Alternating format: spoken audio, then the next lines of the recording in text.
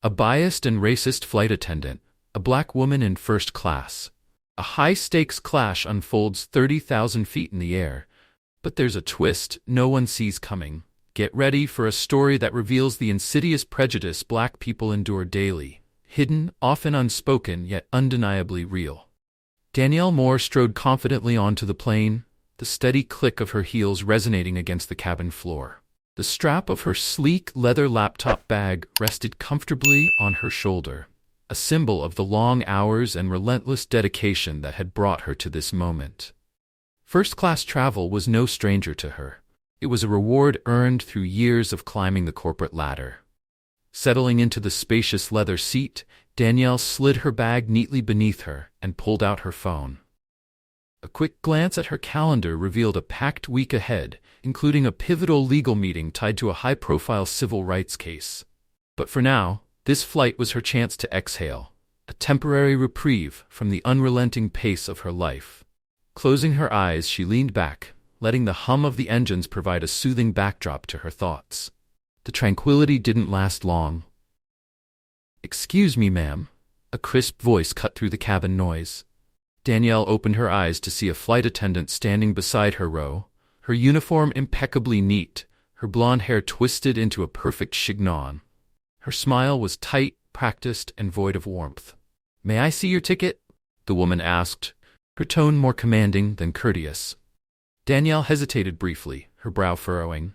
Still, she retrieved her boarding pass from the pocket of her blazer and handed it over. The flight attendant, whose name tag read Amanda Tate, inspected the ticket with deliberate slowness. Her lips pursed as if she'd found an error.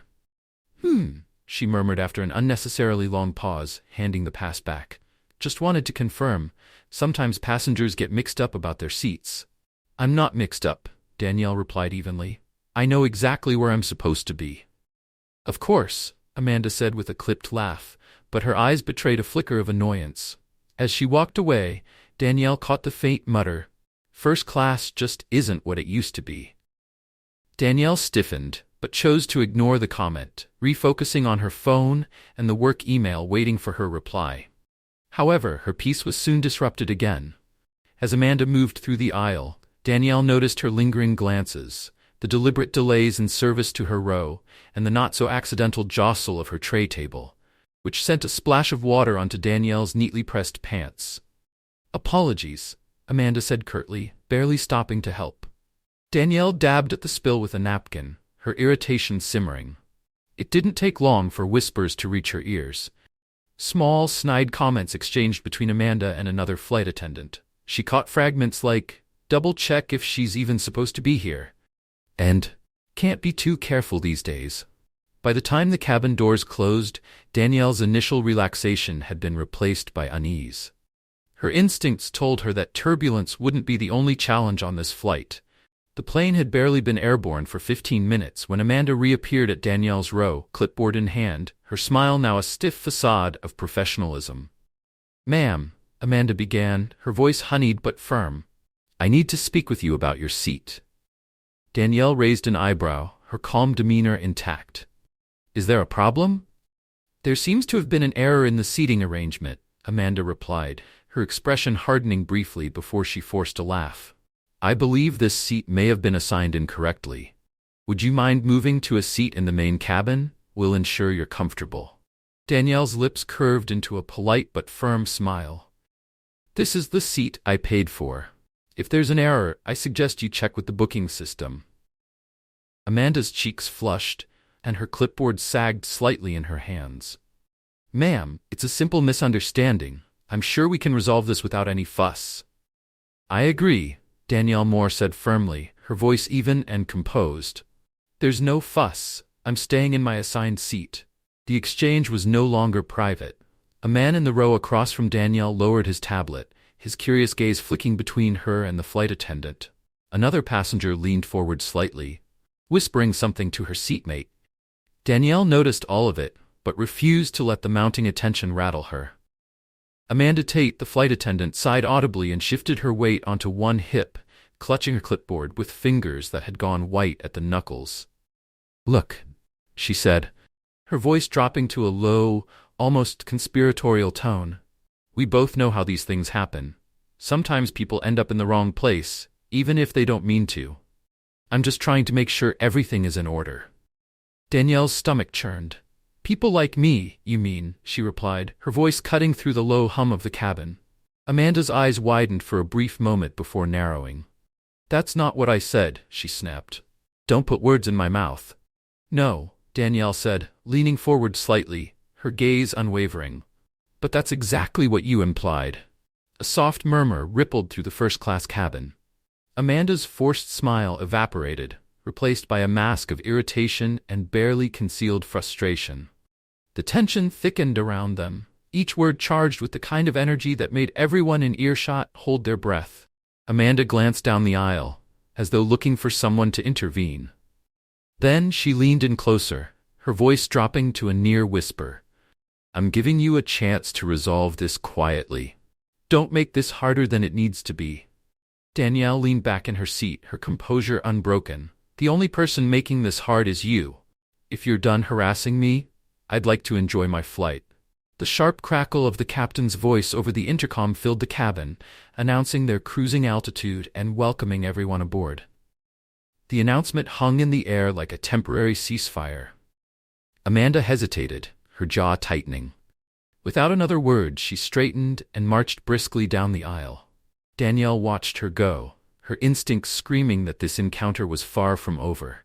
Moments later, the beverage service began, and another flight attendant moved quietly through the first-class rows, serving passengers with practiced efficiency. Amanda's absence was noticeable, but it didn't last long. She reappeared, this time with a younger attendant in tow, a woman who looked visibly uneasy. "She's refusing to move," Amanda hissed, her voice sharp but low enough to avoid attracting the captain's attention. "I need you to back me up here."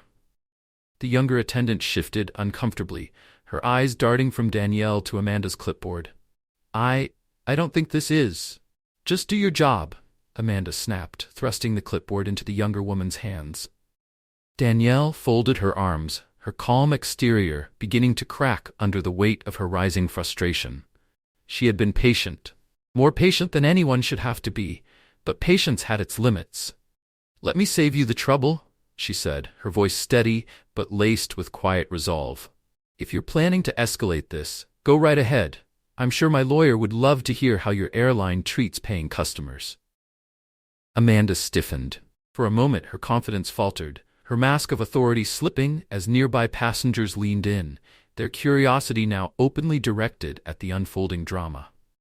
The younger flight attendant, clearly overwhelmed, fumbled with the clipboard before casting an apologetic glance in Danielle's direction and retreating back down the aisle. Meanwhile, in the economy cabin, Ethan Reyes, a freelance journalist seated in coach, adjusted his camera lens discreetly. Through the narrow gap in the curtains separating the cabins, he'd been recording Amanda's behavior from the start. His instincts told him this was no ordinary in-flight dispute. This was a story that needed to be told. The murmurs around Danielle grew louder as Amanda, now visibly flustered, leaned down once more, her voice dropping to a venomous hiss. "You people always make everything about race," she said, the words cutting like a blade. "I'm just doing my job." Danielle's gaze didn't waver. Her voice, calm but piercing, cut through the tension. "And I'm just sitting in my seat. If you have a problem with that, I suggest you take it up with someone who cares." Amanda straightened abruptly, her face blotchy with anger. She opened her mouth to respond but seemed to think better of it. Spinning on her heel, she marched down the aisle, her footsteps sharp against the cabin floor. Danielle exhaled slowly, her pulse thrumming in her ears.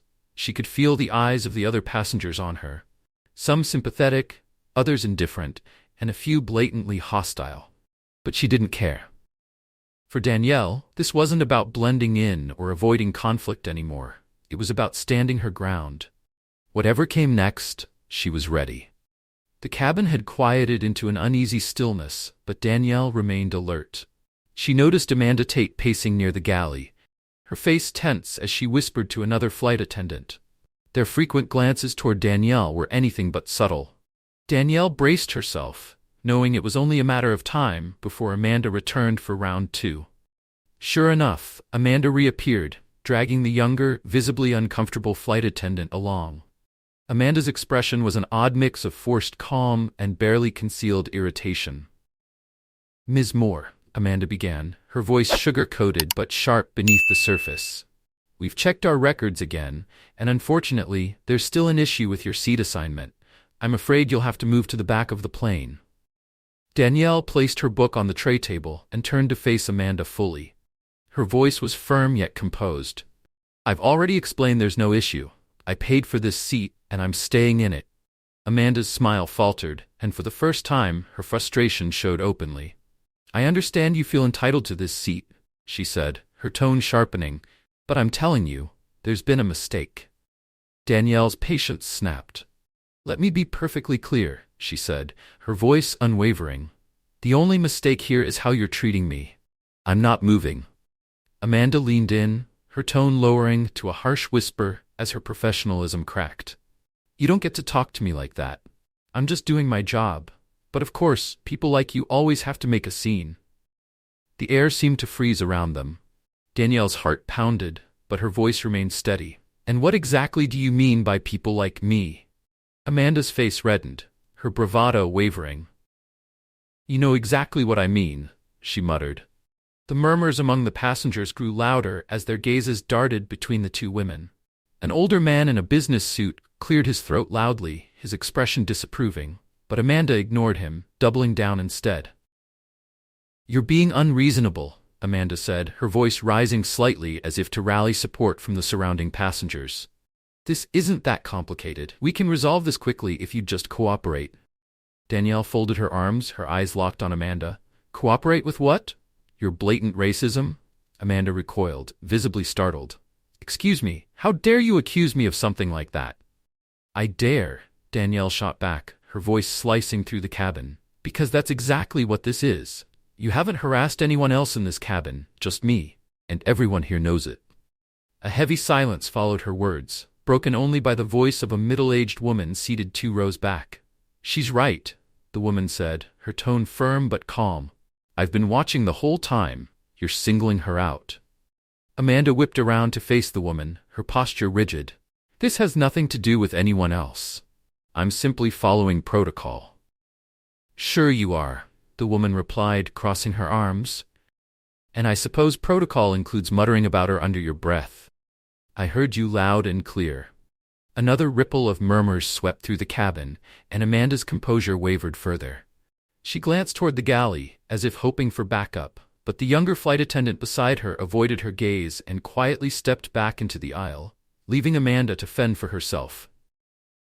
Meanwhile, in the coach section, Ethan Reyes adjusted his camera lens. From his seat, he zoomed in through the curtain to capture the heated exchange. He had been recording since Amanda's first confrontation with Danielle, and his instincts told him this was a story the world needed to see. Amanda's voice rose in desperation. "I don't have to explain myself to any of you. I'm in charge of this cabin, and I'll decide what's appropriate." Danielle remained seated, her tone as calm and measured as ever. "No, what you'll do is stop harassing me and do your job, unless, of course, you'd like me to escalate this further." Amanda blinked, clearly caught off guard by Danielle's composure. For a moment, her confidence faltered, but her anger quickly returned. "You want to escalate this? Fine, I'll get the captain involved." Danielle gestured calmly toward the cockpit door. "Please do." The cabin was silent as Amanda stood there, her face flushed with frustration. She hesitated, visibly uncertain, before turning on her heel and storming off toward the front of the plane. Danielle exhaled slowly, her pulse steadying as she felt the weight of the passengers' stares. Some were filled with sympathy, others with curiosity, and a few with quiet disapproval. But she didn't care. This wasn't just about one seat or one flight anymore. It was about standing her ground in the face of injustice, no matter how high the stakes or how high the altitude. Danielle exhaled, her pulse pounding in her ears. She wasn't one to shy away from confrontation, but the blatant, targeted nature of Amanda's behavior left her feeling vulnerable in a way she hadn't anticipated. As her eyes scanned the cabin, she caught the gaze of the middle-aged woman who had spoken up earlier. The woman gave her a supportive nod, and Danielle returned it with a faint smile of gratitude. Moments later, Amanda returned, this time with the captain in tow. His expression was a blend of weariness and irritation, clearly unhappy about being dragged into the situation. "What seems to be the issue here?" the captain asked, his tone measured but tinged with impatience. Amanda launched into a well-rehearsed explanation, her words painting Danielle as disruptive and uncooperative. But before she could finish, Danielle spoke up, her voice clear and unwavering.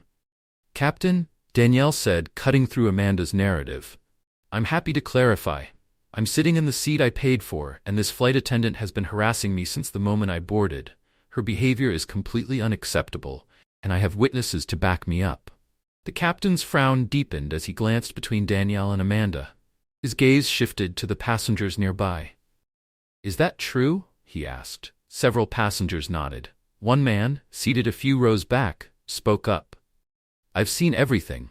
She's been targeting her for no reason." Amanda's face flushed crimson. Her mouth opened and closed as though she were searching for a rebuttal, but found none. "I see," the captain said, his tone turning cold. "Miss Tate, can I speak to you in the galley?" Amanda stiffened, her expression caught between defiance and dread, but she nodded reluctantly and followed him down the aisle. Danielle leaned back in her seat, her body still tense despite her outward composure. Her mind raced as she tried to anticipate what might happen next. She felt the weight of every passenger's gaze but refused to let it shake her. The captain returned to the cabin a few minutes later. His face was carefully neutral, but the tension in his posture was unmistakable. He walked directly to Danielle's row and stopped in front of her. "Miss Moore," he began, his voice measured and professional, "I understand there's been a misunderstanding. Miss Tate has raised concerns about your seat assignment. To avoid any further disruption for the other passengers, I must kindly ask that you move to a seat in the main cabin." Danielle's eyes narrowed as a surge of indignation rose within her. "So let me get this straight," she said, her tone cutting. "You're asking me, the paying customer sitting in the seat I was assigned, to move because your flight attendant can't handle the sight of me here?" The captain's jaw tightened slightly, but he maintained his calm demeanor. "I'm asking for your cooperation to ensure the rest of the flight proceeds without incident." "Incident?" Danielle repeated, her voice sharp. "The only incident here is the blatant racism I've been subjected to since I stepped onto this plane. I refuse to be punished for her behavior." The captain opened his mouth to respond, but Amanda reappeared beside him, clipboard in hand, and a smug look plastered across her face. "Captain," Amanda interjected, her voice dripping with false sympathy, "I've just confirmed with corporate that Ms. Moore's seat assignment is flagged as part of an irregular booking. It seems there was a glitch in the system, and the seat wasn't officially cleared for her use." Danielle froze, her anger simmering just below the surface. "What kind of nonsense is this?" she demanded. "I'm afraid these things happen," Amanda said, her tone feigning regret as she held up the clipboard. "We're happy to accommodate you in the main cabin, and of course, we'll provide a voucher for the inconvenience." A ripple of murmurs spread through the cabin as passengers exchanged skeptical glances, now openly speculating about the nature of the situation. Danielle's fingers tightened around the armrest, her frustration boiling over. She could feel the pressure mounting, but she wasn't about to back down. This wasn't just about her seat anymore. It was about standing up against the injustice playing out in plain sight. Danielle Moore could feel the weight of every stare pressing down on her. The passengers were watching, waiting to see how she would respond. She kept her voice low but firm as she spoke. "You can't be serious. This is nothing more than a thinly veiled attempt to humiliate me, and you know it." Amanda Tate leaned in, her voice dropping to a venomous whisper. "If you don't move now, I'll have security waiting for you when we land. It's your choice." For a moment, Danielle's resolve faltered. She wasn't afraid of confrontation, but she knew all too well how quickly situations like this could spiral out of control, especially with someone like Amanda pulling the strings. Flashes of twisted headlines played in her mind. "Black woman removed from first-class seat in altercation." The mere thought of having her dignity further degraded was enough to make her chest tighten. Taking a deep breath, Danielle stood. The cabin went silent, every eye fixed on her. Amanda's smirk widened, her apparent victory evident in her expression. "I'll move," Danielle said, her voice steady, though a storm raged within her. "But not because you're right. Only because this isn't over, and when I'm done, you'll wish you had handled this differently." Amanda blinked, her confidence faltering for the first time. Danielle picked up her laptop bag, slinging it over her shoulder as she stepped into the aisle. Her head was high, her back straight, even as whispers trailed her every step. She didn't look back as she passed through the curtain separating first class from the main cabin. In the economy section, Ethan Rise, the journalist who had been quietly recording the ordeal, stood up briefly from his seat. Though his camera was tucked away for now, his voice carried clearly through the cabin. "This isn't right," he said firmly, loud enough for others to hear. "Everyone saw what just happened. Don't think for a second that this won't go public." Danielle caught his gaze and gave him a small, appreciative nod before continuing to her new seat. Ethan sat back down, refocusing his attention on the footage he had captured. Meanwhile, the curtain swished closed behind Danielle, sealing her off from the space where she had just endured one of the most humiliating moments of her life. Sinking into the cramped seat in the main cabin, Danielle placed her laptop on the tray table. The steady hum of the engines provided a sharp contrast to the storm brewing inside her. Her fingers flew across the keyboard as she began documenting every detail of the incident while the memory was fresh. Every word Amanda had said, the captain's feeble attempts to de-escalate, the humiliation of being forced out of the seat she had paid for, it all poured out in sharp, unflinching detail. Whatever Amanda thought she had achieved, Danielle was determined it wouldn't be the end of the story. Back in first class, the tension was palpable. The mood had shifted dramatically. Several passengers exchanged uneasy glances, while others whispered their outrage about what they had just witnessed. Ethan's earlier statement had clearly planted seeds of doubt and discomfort among the onlookers. Amanda strode back down the aisle, her expression smug. But as the plane continued its westward journey, the cracks in her composure began to show. Passengers were speaking up, their murmurs growing louder. By the time Amanda returned to the galley, she found herself confronted by the middle-aged woman who had spoken up earlier. "You should be ashamed of yourself," the woman hissed, her voice loud enough for those nearby to hear. "This isn't going to end well for you." Amanda's confident mask wavered. For a brief moment, uncertainty flickered across her face, but she quickly recovered, brushing the woman off with a dismissive gesture. Still, the words seemed to linger, a reminder that her actions weren't going unnoticed. Meanwhile, Danielle sat stiffly in her seat, the glow of her laptop illuminating her determined expression. Her focus remained on the words she was typing, her account becoming more detailed with every keystroke. Around her, passengers stole furtive glances. Their whispers were barely muted, some tinged with sympathy, others with curiosity. A few wore thinly veiled expressions of discomfort, as if her very presence unsettled them. Danielle ignored them all. Her energy was solely channeled into capturing every aspect of what had happened. Back in first class, the atmosphere had grown colder by the minute. Amanda's earlier smugness was slowly eroding under the weight of passengers' discontent. What had begun as an isolated confrontation was now rippling through the cabin, unsettling everyone in its path. The stage was set, and Danielle knew this was far from over. She would endure this moment, but she had no intention of letting it define her. Ethan Rise sat quietly in his seat, his camera discreetly capturing every moment of the aftermath of Danielle Moore's forced move. From behind his lens, he observed Amanda Tate pacing the aisle, her earlier smugness replaced by an uneasy nervousness. The murmurs of disapproval from passengers weren't lost on her, and their pointed looks only added to her growing discomfort. Leaning back in his seat, Ethan scrolled through the footage he had recorded so far. He'd captured nearly everything: the condescending remarks, Amanda's smug expression, and most damning of all, the moment she leaned in to deliver her thinly veiled threat about calling security. Ethan knew he had something explosive on his hands, but he also recognized that this story was far from over. The turning point came when the older woman who had defended Danielle earlier pressed the call button. Amanda approached, her smile thin and brittle, a strained attempt at professionalism. "Yes, ma'am. How can I assist you?" Amanda asked, her tone sugary but teetering on the edge of snapping. You can explain, the woman said bluntly, her voice clear and firm enough to carry through the cabin, why you thought it was appropriate to humiliate that woman. Amanda's smile faltered, and a flicker of panic crossed her face. I'm not sure what you mean, she replied, her tone tightening. Oh, I think you know exactly what I mean, the woman interrupted, her words cutting through Amanda's pretense. We all saw what happened. You targeted her from the moment she boarded. It's disgusting, and frankly, I'm appalled this airline allows behavior like yours. A murmur of agreement rippled through the cabin. Passengers exchanged glances, their whispers growing louder. Amanda's cheeks flushed, and the cracks in her professional mask widened. I was following protocol, she said tightly, her voice losing its earlier polish.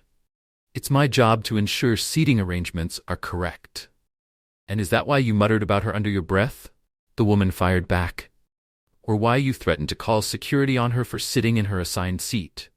Amanda opened her mouth to respond, but the sharp tone of the woman's accusation left her floundering. That's not what happened. Amanda snapped, her voice rising in desperation. You're twisting things. This time, another passenger spoke up, a younger man seated across the aisle. Actually, I heard you too. I saw the whole thing. You were way out of line. Amanda's head snapped toward him, her eyes blazing. I don't need to explain myself to you. Maybe not, the older woman interjected coolly, but you'll have plenty of explaining to do when this goes public. The words hit Amanda like a slap. Her expression froze, shifting from indignation to alarm. Public? She echoed, her voice trembling slightly. The woman gestured toward Ethan, who had stopped pretending to be subtle. His phone was now in plain sight, aimed directly at Amanda. Oh yes, the woman said with icy finality. You're going to be famous, dear. Smile for the camera. The color drained from Amanda's face as realization dawned. Without another word, she spun on her heel and stormed toward the galley, muttering under her breath. In the main cabin, Danielle's phone buzzed. She glanced at the screen and saw a text from an unfamiliar number. Opening it, she read the message. I've got everything on video. This isn't over. Stay strong. A small smile tugged at the corner of her lips for the first time since boarding the flight. There was a glimmer of hope now, a reminder that she wasn't alone in this. She quickly typed a reply. Thank you. I'm documenting everything on my end too. The next few hours passed in a tense stalemate. Amanda kept herself confined to the galley, avoiding eye contact with passengers as much as possible. Meanwhile, Danielle focused intently on her laptop, the rhythmic tapping of her keyboard drowning out the low hum of the engines. Her account of the incident grew more detailed with every passing moment, capturing everything Amanda had said and done. Ethan occasionally glanced toward the main cabin, exchanging brief nods with Danielle. Their quiet solidarity strengthened her resolve. When the captain announced the initial descent into Phoenix, the tension in the air became almost unbearable. Amanda re-emerged, her face carefully neutral, as she began preparing the cabin for landing. She moved through the aisle with mechanical efficiency, but Danielle caught a fleeting look of apprehension in her eyes as she passed. Amanda knew, as did Danielle, that this was far from over. The descent into Phoenix was just the beginning of what would come next. As the plane touched down and taxied toward the gate, Danielle Moore's resolve solidified. The flight had been a battle, but she knew it was only the beginning of a larger fight. Closing her laptop, she slid it into her bag and prepared herself for whatever awaited her on the ground. In first class, Ethan Rise powered off his camera and leaned back in his seat, a satisfied smile playing on his lips. He had captured everything he needed to tell the story, and judging by the whispers still rippling through the cabin, others had noticed enough to support the truth. Amanda Tate, however, looked far from composed.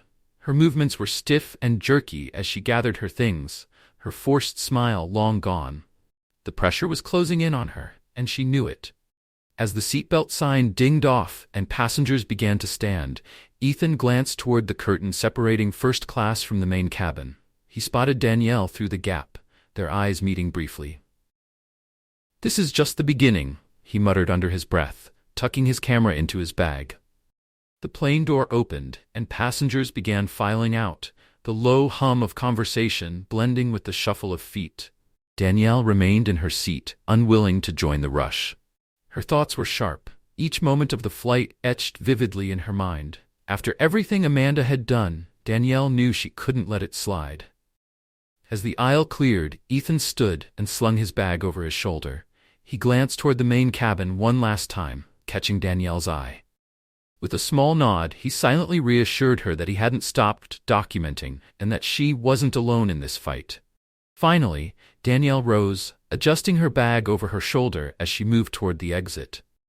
As she neared the curtain, the younger flight attendant from earlier approached her hesitantly, her eyes darting around nervously as if checking to ensure Amanda wasn't nearby. The attendant began, her voice barely above a whisper. I wanted to say I'm sorry for what happened. It wasn't fair. Danielle stopped, her gaze steady as she studied the young woman's face, trying to gauge her sincerity. Then why didn't you speak up when it mattered? The woman's shoulders slumped, her expression shifting to a mixture of guilt and shame. I was scared, she admitted. Amanda, she can be really difficult to stand up to. Danielle's tone remained calm but firm. Your fear doesn't excuse your silence. You were complicit in what she did. The attendant nodded, her eyes dropping to the floor. You're right, she whispered. I should have spoken up. Danielle didn't have time for a longer conversation. Without another word, she stepped past the attendant and continued toward the jet bridge. Near the door, Amanda stood stiffly, her professional mask back in place. The smugness that had defined her earlier was gone, replaced with an air of forced calm. Have a good day, Amanda said flatly, her gaze flickering away from Danielle's. Danielle stopped and turned to face her, her voice low enough for only Amanda to hear. You might want to remember this day, she said, her tone laced with quiet determination, because it's going to haunt you. Amanda flinched slightly but said nothing. Danielle walked past her, stepping into the jet bridge with her head held high. The terminal was unexpectedly lively. A small group of passengers had lingered near the gate, their expressions a mix of curiosity and concern. Ethan stood nearby, speaking animatedly with a woman holding a notepad, likely a reporter. His camera was slung around his neck, its presence a silent reminder that the story was far from over. As Danielle approached, Ethan noticed her and waved her over, raising his voice just enough to draw the attention of those nearby. Miss Moore, he called out, his tone firm but encouraging. Would you like to say anything about what happened? The murmurs among the gathered passengers grew louder, their gazes shifting to Danielle. She hesitated, the weight of their attention pressing down on her. But then she remembered Amanda's smugness, the whispered insults, and the blatant disrespect she had endured. Taking a steadying breath, Danielle knew this moment wasn't just about her. It was a chance to speak out. This wasn't just about Danielle Moore anymore. It was about standing up for what was right. Straightening her posture, she faced the small group gathered near the gate. Her voice was steady and clear as she began to speak. What happened on that flight was unacceptable, she said, her words cutting through the murmurs of the crowd. I was targeted and humiliated because of someone else's prejudice. I deserve better. And so does everyone who flies with this airline. This isn't just about me. It's about accountability. Ethan Reyes had his camera back in hand, capturing every word. Beside him, the woman with the notepad scribbled furiously, her brow furrowed with focus. A few passengers in the group clapped quietly, nodding in agreement. Before Danielle could say more, Amanda Tate emerged from the jet bridge. Her face was pale, her expression tight as her eyes swept over the group. When her gaze landed on Ethan's camera, her expression hardened, a flicker of panic visible beneath her forced composure. Amanda Tate, Ethan said, stepping forward with his camera aimed directly at her. Do you have anything to say about your treatment of Miss Moore during the flight? Amanda's composure cracked for a brief moment. Her lips tightened as she shot Ethan a glare. No comment, she snapped, her voice clipped. She quickened her pace, clearly trying to escape the growing crowd of onlookers. Ethan's camera followed her as passengers began calling out questions, their voices a mix of frustration and curiosity. Danielle watched Amanda's retreat, a small spark of satisfaction igniting in her chest. The woman's arrogance was fading, replaced by the weight of her actions and the consequences she couldn't avoid. As the crowd began to disperse, Danielle's phone buzzed in her hand. A notification from a social media platform lit up her screen, accompanied by a familiar hashtag, flying while black. Clicking on it, she saw that Ethan's earlier video was already gaining traction. Hundreds of comments poured in, filled with outrage, support, and calls for justice. Danielle's resolve deepened as she read through the posts. This was only the beginning. Amanda wouldn't get away with her behavior, and the airline wouldn't be able to hide behind its policies. Justice wasn't just possible, it was inevitable. Glancing at Ethan, she saw him reviewing his footage with a focused expression. Their eyes met briefly, and Danielle gave him a small nod. He returned it, his determination mirroring her own. As Danielle turned toward the terminal's exit, a sense of purpose settled over her. This wasn't over, not by a long shot. But for the first time, she knew she wasn't fighting this battle alone. Stepping out of the terminal into the crisp Phoenix air, Danielle's mind still reeled from the confrontation. Her phone buzzed incessantly, notifications piling up as Ethan's video continued to spread online. Skimming the comments, she felt a mix of outrage, support, and disbelief from strangers who had watched her story unfold. This was no longer just her story, it was becoming a movement. Her thoughts were interrupted by a voice behind her. "Ms. Moore!" She turned to see Ethan jogging to catch up. His camera was still slung across his chest, and his determined expression suggested the events of the flight had affected him as deeply as they had her. "I'm glad I caught you," he said, slightly out of breath. "Look, I just want to say I'm sorry for what you went through back there. It was disgusting. I've uploaded everything I captured and it's already going viral." Danielle regarded him for a moment, her initial gratitude tinged with skepticism. "Why are you doing this?" she asked bluntly. "What's in it for you?" Ethan hesitated, then shrugged. "I'm a journalist, sure, but I'm also just a person who's tired of seeing things like this happen. If I can help expose the truth, maybe it'll make a difference." His sincerity was evident, and Danielle nodded slowly. "Thank you," she said simply. "I appreciate it." Ethan pulled out his phone, scrolling through the video as they began walking toward the baggage claim. "It's not just the footage that's blowing up," he said. "People are digging up complaints about Amanda Tate." Danielle's eyebrows lifted. "Complaints?" "Oh yeah," Ethan replied. "This isn't the first time someone's accused her of misconduct, but it looks like the airline's been sweeping it under the rug." Danielle's jaw tightened. She had suspected as much, but hearing it confirmed only fueled her resolve further. "Then they've got a bigger problem than just me," she said. "Exactly," Ethan said, his tone serious. "And it's not going to go away this time." Danielle walked on, her steps purposeful, her resolve unshaken. This wasn't just about her anymore, it was about holding a system accountable. "This isn't the first time she's been accused of misconduct," Ethan Reyes said, his voice dropping to a serious tone. Danielle Moore froze mid-step. "What?" Ethan nodded grimly. "Yeah, there are multiple incidents of her targeting passengers. Most of them weren't as blatant as this, but they didn't go public, just quietly filed complaints that the airline swept under the rug." Danielle's jaw tightened.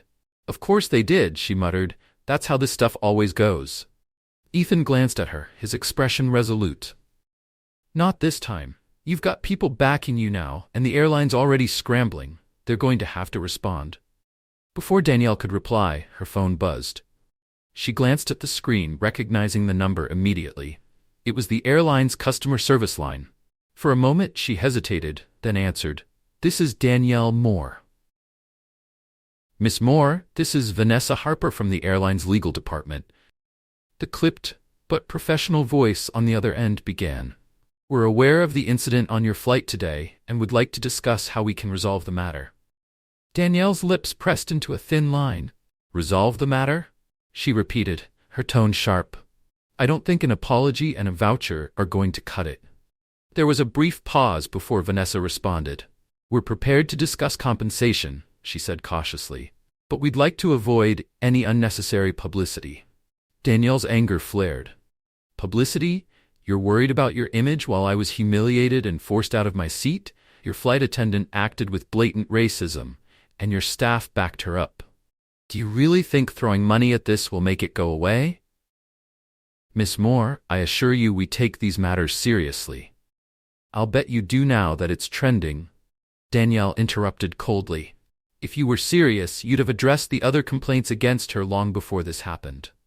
Another pause. Then Vanessa said, We need time to investigate those allegations. In the meantime, we'd appreciate it if you could refrain from making further public statements. Danielle let out a sharp, humorless laugh. Let me save you the trouble. No, I'm not staying silent, and I'm not letting this go. Before Vanessa could respond, Danielle ended the call, her fingers trembling slightly as she gripped her phone. Ethan watched her carefully, his expression a mix of admiration and concern. You okay? He asked. I'm fine, she said, her tone clipped but steady. They're scared, which means we're getting somewhere. As they approached the baggage claim, Danielle spotted a cluster of reporters gathered near the exit. Their cameras swiveled in her direction, microphones raised like weapons as she walked toward them. Ethan leaned in slightly. You don't have to talk to them if you're not ready, he said softly. Danielle squared her shoulders. No, I do. This isn't just about me anymore. Stepping forward, she faced the reporters, who closed in like a wave. Questions flew at her from every direction, their voices overlapping in a chaotic chorus. Miss Moore, can you comment on the video going viral? Do you believe the airline condones discrimination? What are your next steps? Danielle raised a hand, and the crowd fell quiet.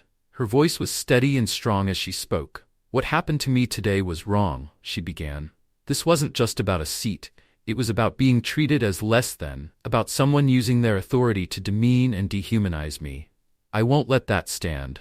I intend to hold the airline accountable and ensure this doesn't happen to anyone else. Her words hung in the air, commanding attention. She could see Ethan recording from the edge of the group, his expression unreadable but focused. As the reporters pressed for more details, Danielle kept her answers measured, refusing to let emotion cloud her message. By the time she stepped away, the murmurs of support and outrage from the crowd were undeniable. Ethan caught up with her as she headed for the exit. That was powerful, he said. You're making waves. Danielle glanced at him, her resolve clear. Good, she said simply. And with that she walked out of the terminal, ready to continue the fight. This isn't over. Not by a long shot, Danielle Moore muttered to herself as she stepped into the waiting car. Her mind was already racing, filled with plans for what she needed to do next. Amanda Tate and the airline had no idea what was coming. The ride home gave Danielle a moment to collect her thoughts. She scrolled through her phone, the screen lighting up with a constant stream of notifications. Ethan Rice's video had taken on a life of its own, spreading across social media under hashtags like Flying While Black and Airline Racism. Each new post brought a mixture of anger, outrage, and calls for justice. As she read through the comments, her resolve hardened. Strangers were sharing their own stories of discrimination on flights, their voices amplifying the conversation. This wasn't just about Amanda anymore. It was about exposing the culture of prejudice that allowed this behavior to thrive and demanding accountability. Her thoughts were interrupted by the vibration of her phone. The caller ID displayed an unfamiliar number, but she answered cautiously. This is Danielle Moore. Ms. Moore, this is Laura James from the Phoenix Chronicle, the voice on the other end said briskly. I'm covering the backlash against the airline following today's incident. Do you have a moment to comment? Danielle hesitated. She wasn't sure how much she wanted to say yet, but she also understood the importance of controlling her narrative. I can give you a brief statement, she said finally. Excellent, Laura replied. Can you confirm that you were removed from your first-class seat by a flight attendant, despite having paid for it? That's correct, Danielle said, her voice calm but firm. I was targeted and humiliated because of the color of my skin. The flight attendant used her authority to demean me, and then tried to cover it up by fabricating a seating discrepancy. And what do you plan to do next? Laura pressed. I'm pursuing legal action, Danielle said without hesitation. This isn't just about me. It's about ensuring this kind of behavior doesn't continue. People need to be held accountable. Laura thanked her for the statement before ending the call. Danielle set her phone down, a mix of satisfaction and anticipation coursing through her. She knew her words would add fuel to the growing fire, and that was exactly her intent. When she arrived home, Danielle barely had time to drop her bag before her phone rang again. This time, it was her attorney, Marcus Reed. His voice was calm but serious. "Danielle, I've been keeping tabs on the situation," Marcus said. "We need to move quickly. The airline is already facing significant backlash, and we can use that to push for either a settlement or a full-scale lawsuit." "I want to sue," Danielle replied firmly. "No settlements. They need to face real consequences." "Understood," Marcus said. "But be prepared. They're going to try to discredit you. They'll dig into your past, look for anything they can use to deflect blame." Danielle's voice was cold but unwavering. "Let them. I have nothing to hide." Meanwhile, chaos unfolded at the airline's corporate headquarters. Vanessa Harper, the legal advisor who had called Danielle earlier, stood in a tense meeting with the company's public relations and executive teams.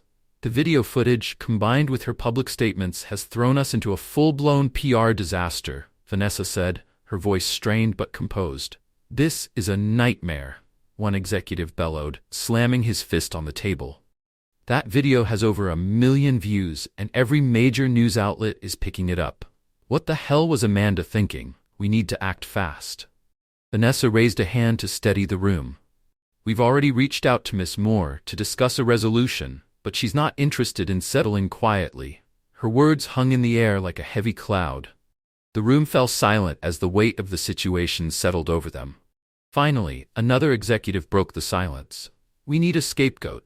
Someone to take the fall for this." Vanessa's lips thinned. "That's already in motion. Amanda Tate has a documented history of complaints, and this incident has put her under the microscope. She's the obvious choice." The room buzzed with murmured agreement. It was clear Amanda would be sacrificed to contain the damage, but Vanessa knew that wouldn't be enough. The backlash wasn't just about one flight attendant.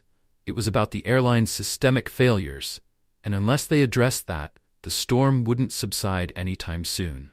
"This incident will end her career," Vanessa Harper said firmly, addressing the tense room of executives at Horizon Air.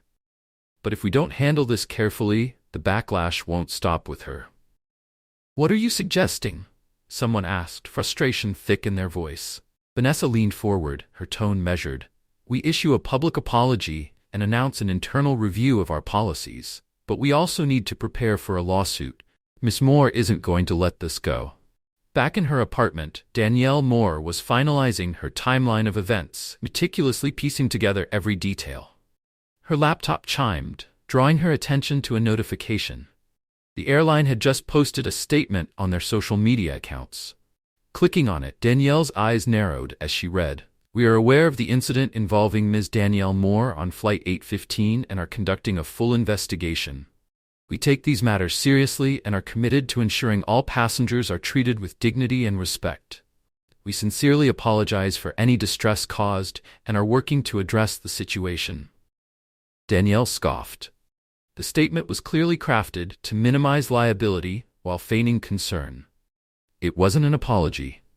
It was damage control. Her phone buzzed again, this time with a message from Ethan Reyes, Corporate Damage Control. "Don't let up." She smiled grimly, her resolve strengthening. Ethan was right. Their carefully worded apology wasn't nearly enough. The only way to create real change was to keep the pressure on. Opening her laptop, Danielle began drafting a statement of her own. If the airline thought they could control the narrative, they were about to find out how wrong they were. The momentum of the situation continued to build. News outlets picked up Danielle's story. Social media platforms exploded with discussions, and legal experts weighed in on the potential outcomes of her case. Amanda Tate's name began circulating as well. Her history of complaints against passengers and colleagues dragged Horizon Air further into controversy. For Danielle, the fight was just beginning. But with every passing moment, she grew more confident that justice was within her grasp. The next morning, Danielle awoke to a flood of notifications. Her phone buzzed incessantly, the screen lighting up with messages, tags, and calls. Ethan's video had gone viral overnight, and now the incident was trending worldwide. News outlets dissected the footage, and Amanda Tate's name was synonymous with bigotry in every major publication. Sitting at her kitchen table with a cup of coffee, Danielle scrolled through the latest developments. Articles speculated about Amanda's past, opinion pieces condemned the airline, hashtags calling for Amanda's termination and systemic change within the industry were gaining traction. Danielle's inbox overflowed with emails from reporters, activists, and supporters, all wanting to speak with her. Her phone rang again, and Charles Reed's name flashed on the screen. She answered quickly.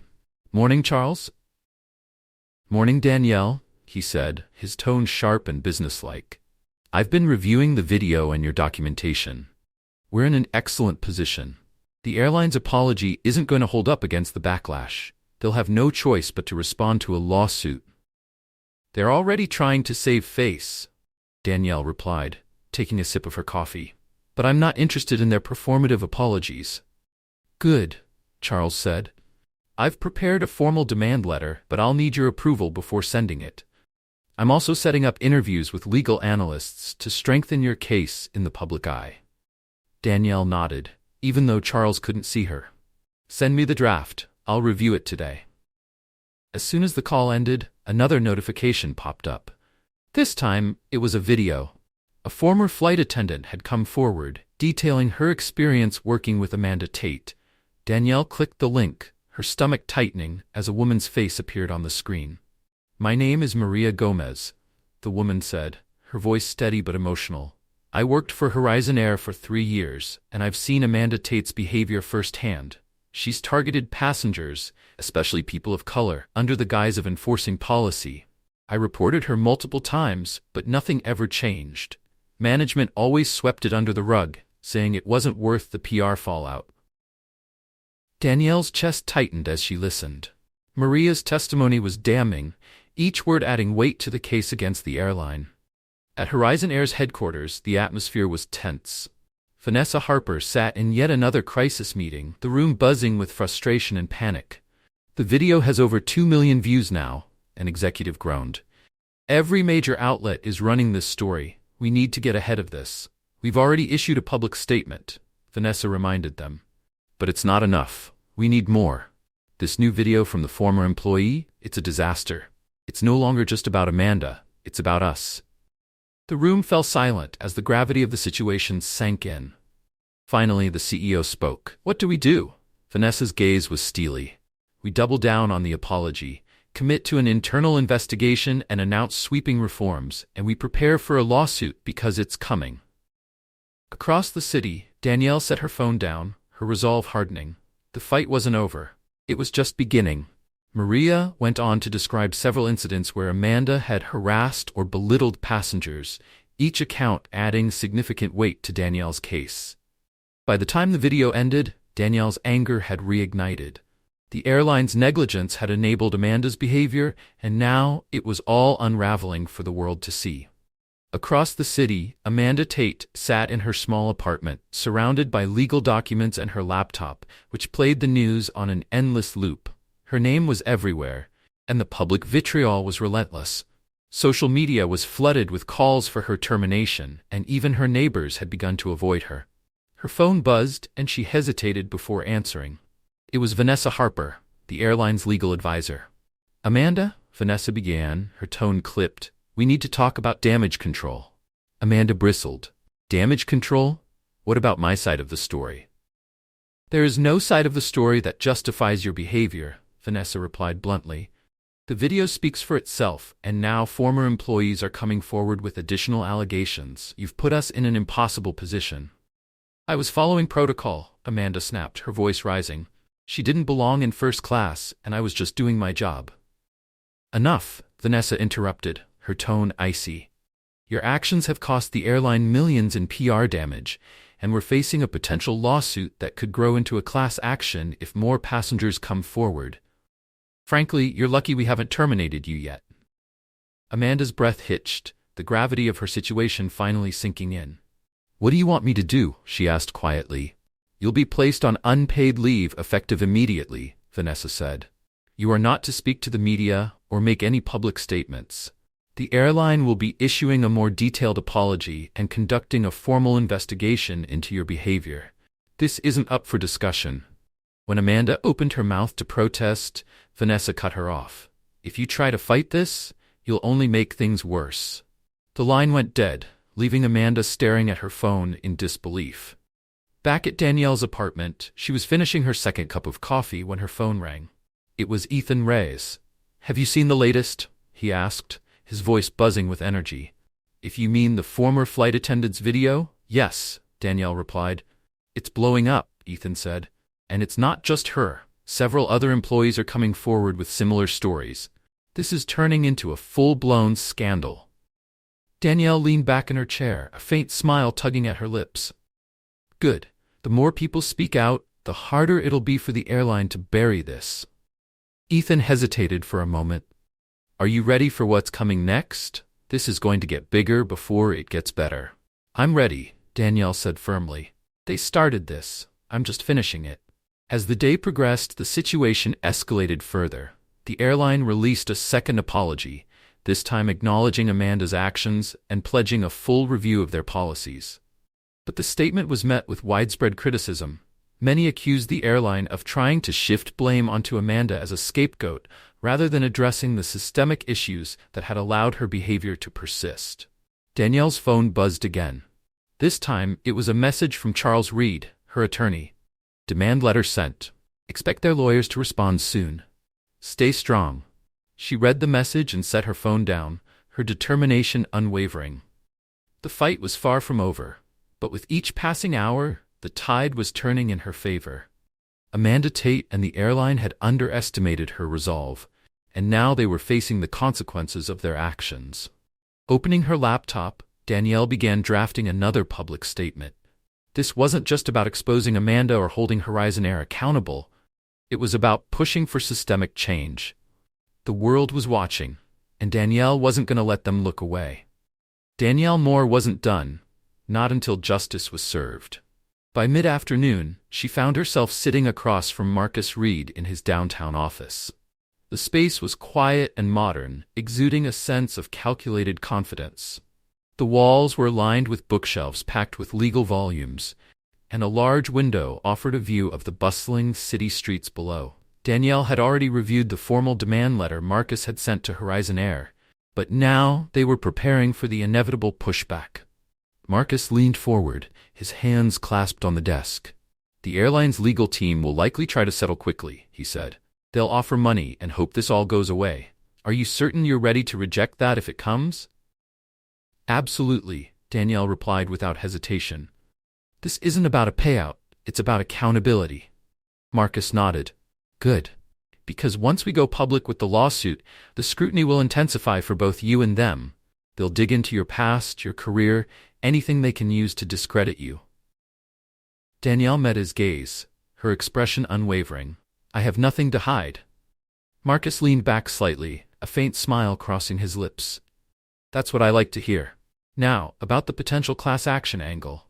If more passengers or former employees come forward, we can strengthen the case exponentially." "That's already starting to happen," Danielle said, referencing the viral video circulating online. Before Marcus could respond, his assistant knocked lightly on the door and entered, holding a tablet. "You're going to want to see this," she said, handing it to him. Marcus played the newly uploaded video.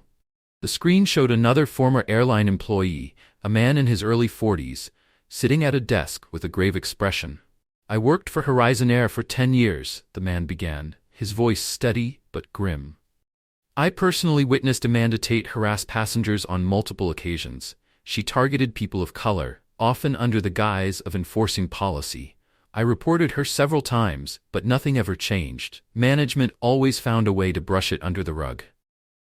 Marcus paused the video and set the tablet down.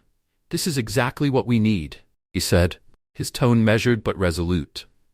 "It's no longer just about what happened to you. This is a pattern of discrimination." Danielle exhaled slowly, her emotions a mix of anger and determination. "They knew," she said quietly. "They knew what she was doing, and they let it continue." Meanwhile, in a stark conference room at Horizon Air's headquarters, Vanessa Harper was fielding a barrage of questions from senior executives. The atmosphere was tense, the air thick with frustration and panic. "This is getting out of hand," one executive barked, slamming his fist on the table. "We've got ex-employees coming out of the woodwork accusing us of systemic racism. We need a plan." Vanessa remained calm and composed despite the chaos. The first step is to take Amanda Tate off the payroll entirely, she said. She's already on unpaid leave, but we need to terminate her contract immediately and make that announcement public. And then what? Another executive demanded. Throw her under the bus and hope that's enough? What about Ms. Moore? She's not backing down. Vanessa's gaze hardened. We need to make a direct offer to her. Something generous enough that she might consider settling. But we also need to prepare for the possibility that she won't. If this goes to court, we're looking at a PR nightmare. We're already in a PR nightmare, another executive snapped. What about these former employees? Can we discredit them? Vanessa's jaw tightened. That's risky. Any attempt to discredit them could backfire spectacularly. We need to show the public that we're taking their claims seriously, even if it means conducting an internal audit. One executive leaned back in his chair, rubbing his temples in frustration. So, we sacrifice Amanda, pretend to clean house, and hope it blows over? Vanessa didn't respond immediately. Her silence spoke volumes, underscoring the precariousness of their situation. They all knew the truth. This was a battle they couldn't simply sweep under the rug. Across the city, Danielle closed her laptop, her mind racing with the weight of the evidence and the momentum building behind her cause. Horizon Air was on the ropes, but she knew the fight was far from over. As Skytop Airways scrambled to contain the fallout, Danielle returned home to find Ethan Reyes waiting outside her building. Ethan held his phone in one hand, his face a mix of urgency and determination. Something big just happened, he said as Danielle approached. Amanda Tate's been fired. Danielle's eyes narrowed. Let me guess. They think that's enough to make this go away? Ethan nodded. Exactly, but it's not working. People are calling for a full investigation into the airline's policies, and get this, another former employee is about to go public with her story. She's willing to testify if this goes to court. Danielle unlocked her door and motioned for Ethan to follow her inside. Good, she said. The more voices, the stronger our case. Once inside, Ethan pulled out his phone and opened a social media app. You're trending again, he said, handing her the device. The top post featured a clip of Danielle's earlier statement to reporters, paired with the headline, Danielle Moore takes on airline discrimination. Danielle set the phone down, her expression thoughtful. They think firing Amanda is enough, but they're wrong. This isn't just about her, it's about the system that allowed her behavior to continue. Ethan leaned forward, a spark of admiration in his eyes. So what's next? We keep pushing, Danielle said firmly. They're scrambling now, but we need to make sure this goes beyond one employee. Policies need to change, and they need to admit their complicity. Ethan nodded. You're not just fighting for yourself anymore. You're making history. Danielle gave him a small smile. That's the plan. As night fell, Danielle continued strategizing with Marcus Reed and fielding media inquiries. The tide was turning, but she knew the battle wasn't over. The airline would fight back, but she was ready for whatever came next. The following morning, Danielle woke to yet another wave of headlines. This time, the focus was on Skytop Airways' newly announced internal investigation into claims of systemic racism. The official statement included promises to review policies, retrain staff, and ensure accountability. But the tone was hollow, crafted more to pacify public outrage than to enact real change. Marcus had warned her about this. Corporate lip service, he had called it, designed to make the issue disappear. Danielle scrolled through the responses online. Many were skeptical, accusing the airline of trying to save face without addressing the root causes of the problem. Others demanded justice for Danielle and the employees who had come forward. The pressure was mounting, and Skytop's attempts to shift the narrative weren't working. As she finished her breakfast, Danielle's phone buzzed with a call from Marcus. Good timing, she said, answering. I was just reading their statement. It's nothing more than damage control. They're hoping this investigation will buy them time, Marcus replied. But we're not letting up. The lawsuit is already making waves, and now we have another key piece of leverage. What's that? Danielle asked, her curiosity piqued. Several passengers from your flight have agreed to testify, Marcus said. They witnessed everything and are willing to back up your account in court. Danielle exhaled in relief. That's huge. If we can show this wasn't an isolated incident, their case will crumble. Exactly, Marcus said. And with the former employees' testimonies, we're building a narrative of negligence and systemic failure.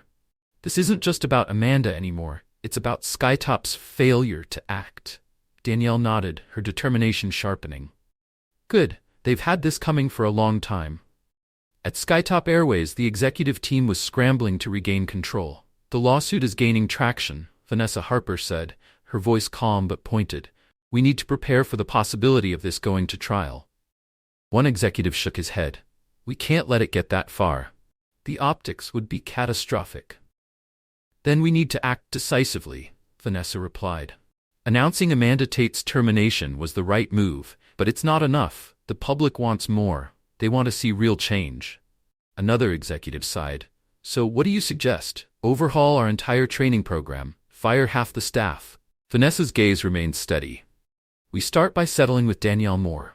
A public trial would destroy us. She has witnesses, video evidence, and overwhelming public support. We can't win in court. The room fell silent as the weight of her words sank in. Finally, the CEO spoke, his tone resigned. Fine. Make her an offer. But it needs to include confidentiality. If this goes public, it's over. Later that afternoon, Danielle received another call, this time from Vanessa Harper herself. Miss Moore, this is Vanessa Harper representing Skytop Airways, Vanessa began, her tone measured but cordial. I'm aware, Danielle replied, her voice neutral. I'd like to discuss a potential resolution to this matter, Vanessa said. We're prepared to offer a substantial settlement along with a formal apology for your experience. Danielle's grip on the phone tightened. And what does that settlement come with? A non-disclosure agreement? Vanessa hesitated for a fraction of a second. Yes, we'd expect confidentiality as part of the agreement. This would allow us to focus on implementing meaningful changes without further distractions. Danielle let out a bitter laugh. Meaningful changes?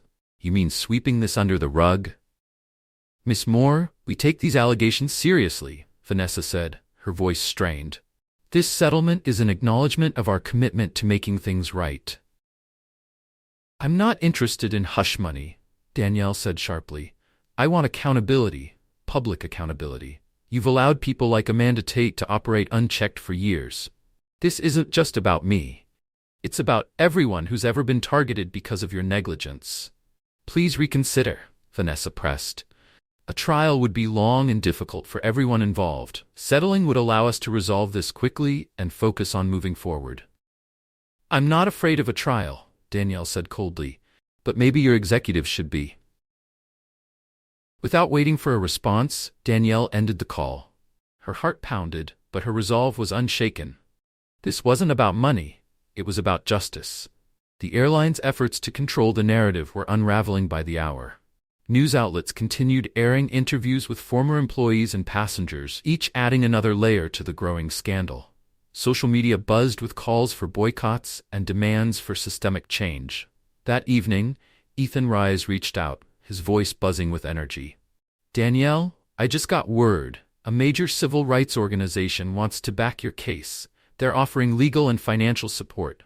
That's incredible, Danielle said, a small smile breaking through her fatigue. With their help, we can make this even bigger. Ethan chuckled. Bigger is an understatement. You're becoming the face of a movement. I didn't ask for that, Danielle said softly. But if that's what it takes to make things change, I'll do it. As the call ended, Danielle sat back and allowed herself a moment of reflection. The fight was far from over, but she could feel the tide turning. The airline was on the defensive, and for the first time, real accountability seemed within reach. Her phone buzzed again with a notification. This time, the headline read, Civil rights leaders rallied behind Danielle Moore. Danielle Moore skimmed the article on her phone, a renewed sense of purpose igniting within her. This was no longer her battle alone. It was a collective stand against injustice, and Danielle was determined to see it through to the end. The days leading up to the trial were a whirlwind of preparation, media coverage, and mounting tension.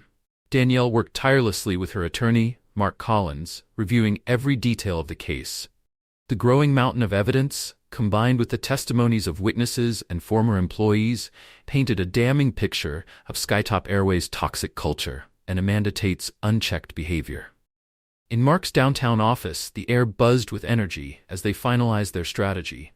Danielle sat across from him, her laptop open as she meticulously reviewed the latest witness statements. Mark paced the room, a file clutched in his hand.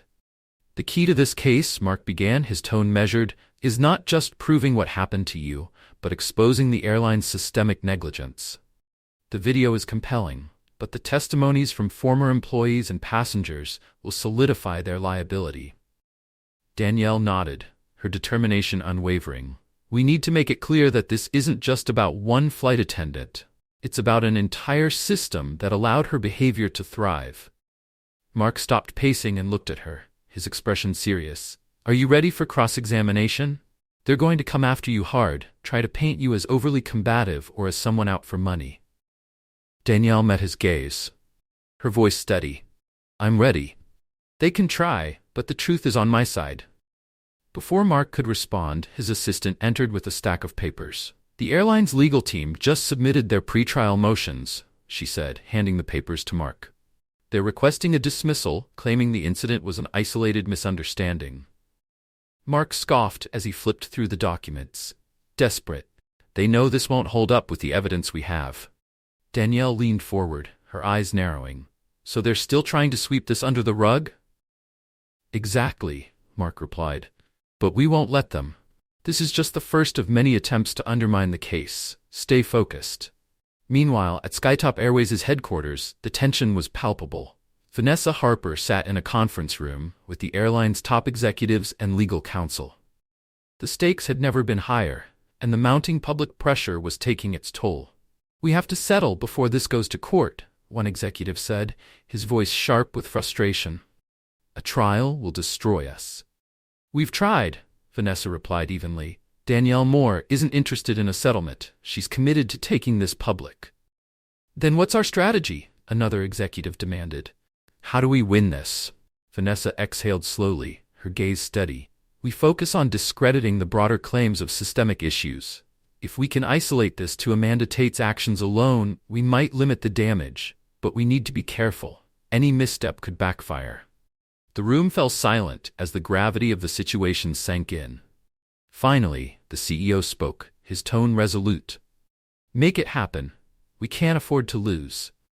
The day of the trial arrived, and the courthouse buzzed with activity. Reporters crowded outside, their cameras trained on the steps as key players arrived. Danielle walked through the throng with Mark by her side, her expression calm and determined despite the flashing lights and shouted questions. Inside the courtroom, the tension was palpable. Skytop Airways' legal team sat at their table, a small army of sharp-suited attorneys armed with binders and laptops. Vanessa Harper was among them, her expression unreadable as she scanned the room. Danielle took her seat beside Mark, her heart pounding as she surveyed the courtroom. Behind her, rows of supporters filled the gallery, activists, former employees, and even a few passengers from the flight. Their presence bolstered her resolve. The judge entered, and the trial began. Mark delivered a compelling opening statement, laying out the facts of the case with precision. He painted a vivid picture of Danielle's experience, the airline's negligence, and the systemic issues that allowed Amanda Tate's behavior to persist. "This is not an isolated incident," Mark said, his voice firm. "This is a pattern, one that the airline ignored for years. Today, we hold them accountable." Danielle straightened in her seat, ready for the battle ahead. The truth was on her side, and she was determined to see justice served. Danielle Moore attorney, Marcus Reed, delivered a meticulous opening statement, emphasizing a consistent pattern of discrimination within Summit Airlines. His argument was bolstered by witness testimonies and documented complaints. Marcus pointed to the now viral video of the incident, calling it irrefutable evidence of Amanda Tate's misconduct and Summit Airlines' systemic failure to address such behavior. When Summit's lead attorney, Ethan Caldwell, rose to present their defense, their strategy became evident. They argued that Amanda's actions were isolated, framing her as a rogue employee whose behavior did not reflect the company's values.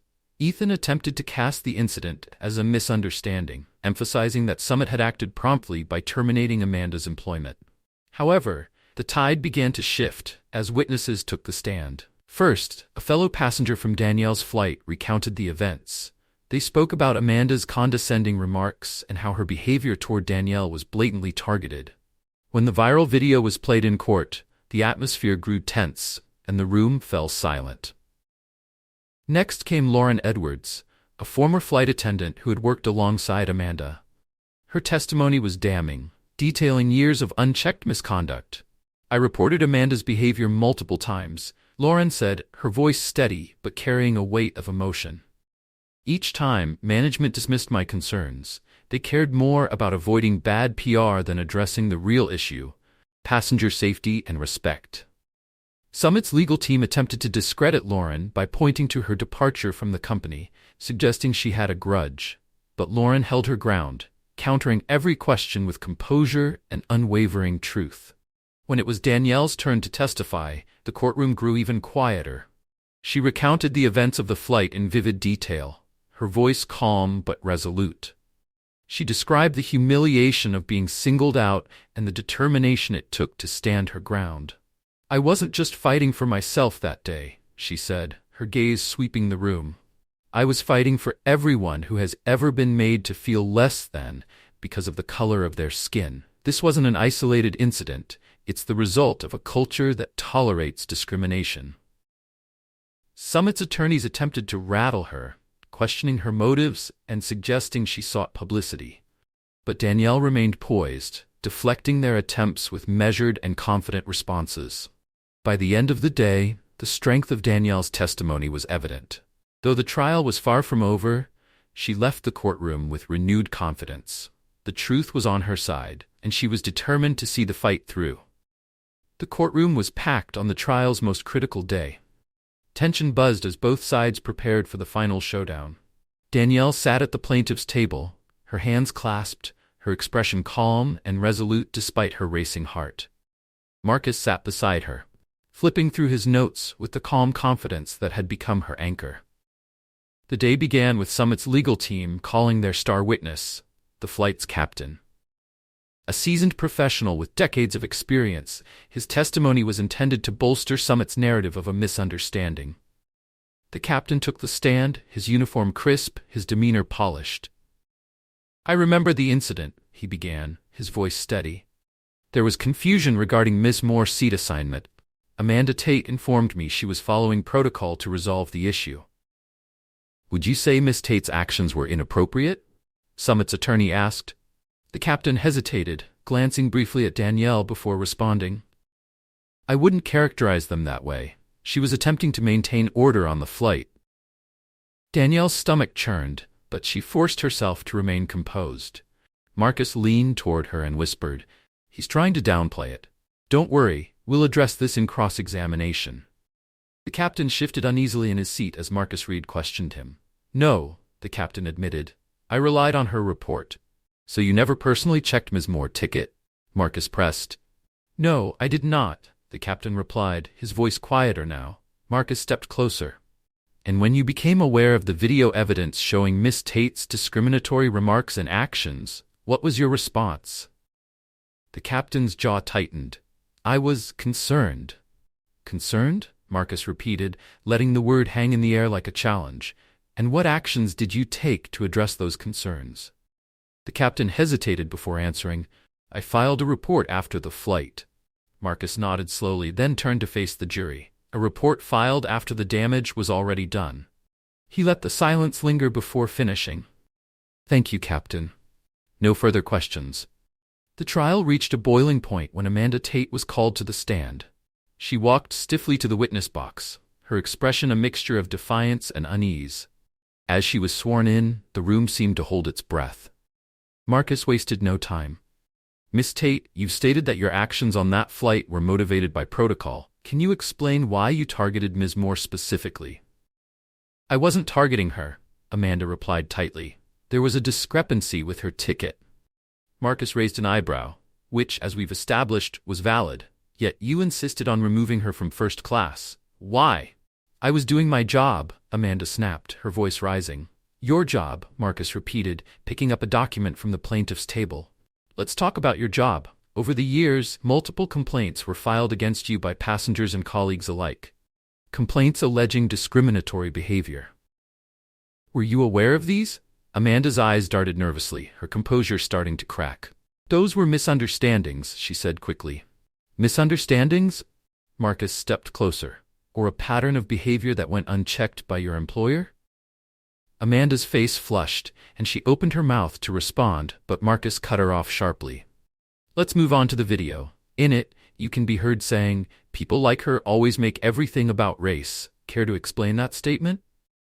Amanda's confidence crumbled entirely. I misspoke, she stammered. Misspoke? Marcus asked, his tone slicing through the silence in the courtroom. Or revealed your true intentions? The tension in the room was palpable as Amanda fumbled for an answer.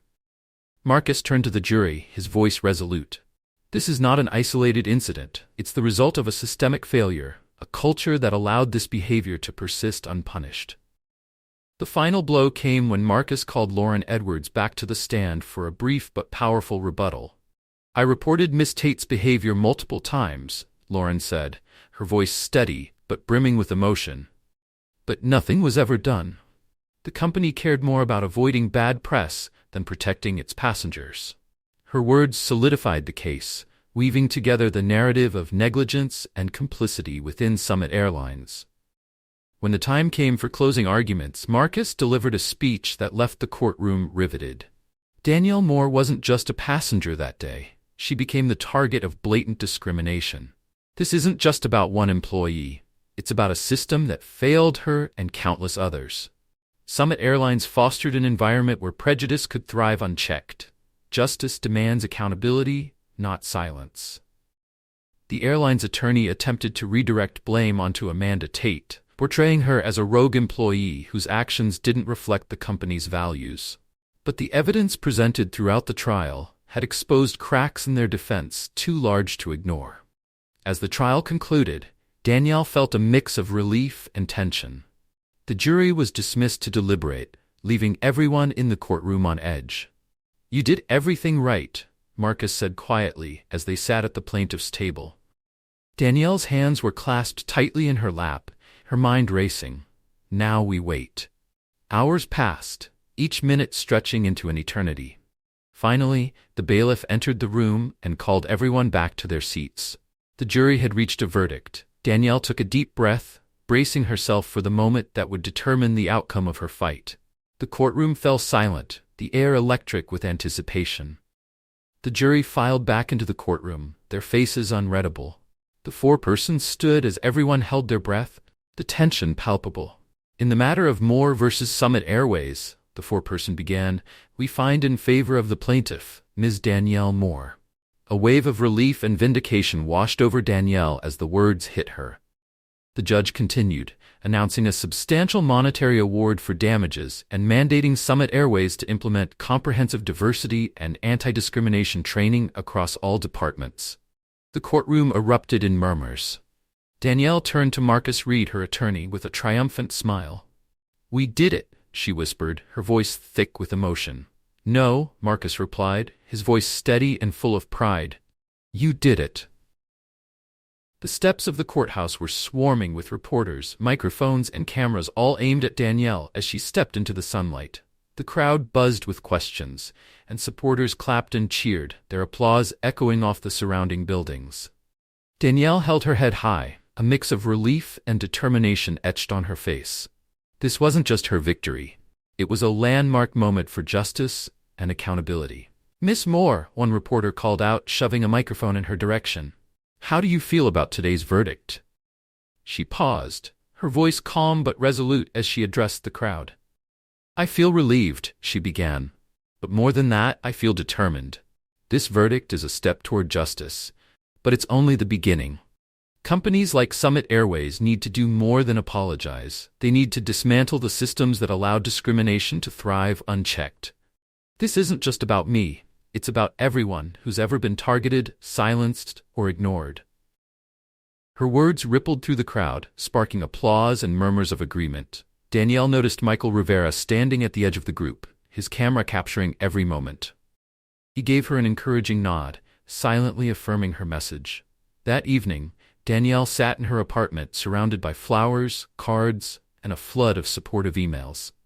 The overwhelming outpouring of solidarity made her realize the scope of what she'd taken on. Her name trended on social media alongside hashtags like Justice for Danielle and Airline Reform Now. Her phone buzzed with a call from Marcus. "Have you seen the news?" he asked, his tone light yet triumphant. "It's hard to miss," she replied, glancing at her TV, where a panel of legal experts debated the broader implications of her case. "They're calling this a landmark moment," Marcus said. "The damages awarded, the mandated reforms, it's going to set a precedent for the industry." Danielle leaned back in her chair, letting out a deep breath. "Good," she said firmly. "But I'm not stopping here." Marcus chuckled. "I had a feeling you'd say that. What's next?" "I want to make sure Summit Airways follows through on their promises," she replied, "and I want to use this momentum to push for change across the industry. If this can happen at Summit, it's happening elsewhere too." "You've got the platform to make it happen," Marcus said, "and if you need legal support, you know where to find me." "Thank you, Marcus," Danielle said sincerely. "I couldn't have done this without you." Across the city, Amanda Tate sat in her dimly lit apartment, staring blankly at the television. Her face was pale, her once confident demeanor replaced with bitterness and regret. The verdict had cost her more than just her career. It had turned her into a pariah. Neighbors avoided her, friends distanced themselves, and her family refused to return her calls. On the screen, images of Danielle addressing the crowd outside the courthouse flashed by. Amanda's lips tightened as she felt, for the first time, the full weight of her actions, not just their consequences for herself, but for the woman she had tried to diminish. The following week, Danielle stood on the stage of a packed auditorium at a major civil rights conference. The crowd of activists, legal experts, and everyday people buzzed with anticipation. Danielle took a deep breath as she stepped forward to the podium. She looked out over the sea of faces, each one a reminder of why this fight mattered. "Good evening," she began, her voice clear and steady. "This isn't just my story. It's our story. It's about fighting for dignity, fairness, and accountability. It's about ensuring no one else has to endure what I did. Together, we can create a world where justice isn't just an ideal, but a reality." The room erupted in applause, a wave of energy washing over her. Danielle felt a surge of pride as she realized how far she had come. Her pain had been transformed into purpose, her platform now a tool to amplify the voices of those who had been silenced for far too long. Summit Airways, in the wake of the court's ruling, announced a series of sweeping reforms. Mandatory diversity and anti-discrimination training was implemented across all departments. An independent oversight committee was established to handle future complaints, ensuring transparency and fairness. The company's CEO delivered a public statement acknowledging their failings. "We recognize that we fell short of the values we claim to uphold. This is a turning point for our company, and we are committed to rebuilding the trust of both our customers and our employees." But the impact of the trial extended beyond Summit Airways. Passengers from across the country began sharing their own stories of discrimination in the airline industry. Social media became a hub for these testimonies, sparking a wave of activism that demanded systemic change, not just in aviation, but in other industries as well. Months later, Danielle found herself boarding another flight. This time it wasn't for work or leisure, it was to Washington, D.C., where she had been invited to testify before Congress.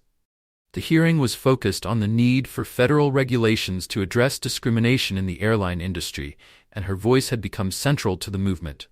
As she settled into her first-class seat, a flight attendant approached her with a warm, genuine smile. "Miss Moore," the attendant said softly, "I just wanted to thank you. What you did, it's making a real difference. You've inspired so many of us." Danielle smiled, feeling an unexpected but welcome sense of closure. "Thank you," she replied, "but there's still more work to do." As the plane took off, Danielle gazed out of the window at the endless horizon. Her mind was already racing with ideas for what was next. She wasn't just fighting for herself anymore. She was fighting for everyone who had ever been overlooked, undervalued, or mistreated. Her journey had been long and grueling, marked by challenges that tested her resolve. But one thing had become clear. Justice wasn't a destination. It was a path, one that demanded perseverance, courage, and an unyielding commitment to what was right. And Danielle Moore was determined to keep walking it.